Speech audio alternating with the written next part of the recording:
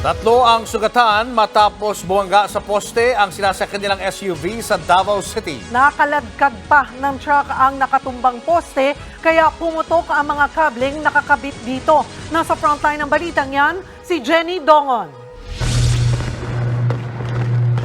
Parang may pa-fireworks display sa gilid ng kalsada sa Marilog District sa Davao City matapos matumba ang isang poste.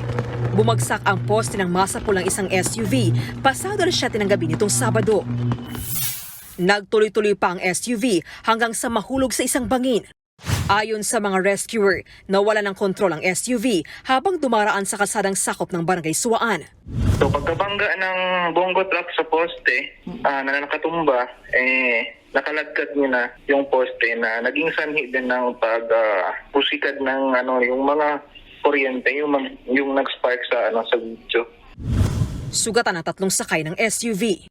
Nagpapagaling na sila sa ospital. Ilang minuto lang matapos ang disgasyang yan, isang mini truck din ang aksidente sa parehong lugar. Hindi rin napansin ng truck ang nakahambalang pang poste sa kalsada kaya bumangga ang truck dito saka dumidire-diretso sa gutter. Ligtas naman ang driver ng truck.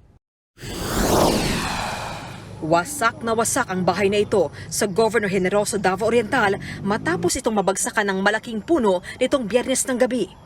Kasagsagan ng malakas na ulan at hangin nang bumagsak ang puno na 3 siglo na raw ang tanda. Nasawi ang 6 na buwang buntis na si Janelle Yap at asawa niyang si Desaline Yap. Kritikal naman ang 6 na taong gulang nilang anak at sugatan din ang 13 anyos ng kapatid. Nakadagan na raw ang puno sa bahay ng malat na ng kapatid ni Desaline na si Gilbert. Narinig na lang daw niya ang kanyang pamangkin mula sa guho kaya nasagip niya pa ito. Nakita na kong balay nga. Nakita ko ang bahay nila na totally damaged na. Naghintay ako na may tumunog sa bahay nila at wala akong narinig. Kaya nilapitan ko na lang.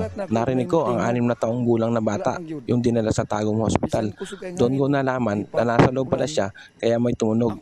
Paglapit ko, nakita ko na naiipit siya. Nagpaabutan ng tulong ang lokal na pamahalaan sa pamilya ng mga biktima. Nagpapagaling na sa ospital ang isa sa mga bata. Nagbabalita mula sa frontline, Jenny Dongon, News 5. Mga kapatid, Julius Babaw po. Iba na ang may alam at may pakialam sa panahon ngayon. Huwag maging huli at maging una sa lahat sa balitaan. Mag-subscribe at mag-follow sa social media pages ng News 5.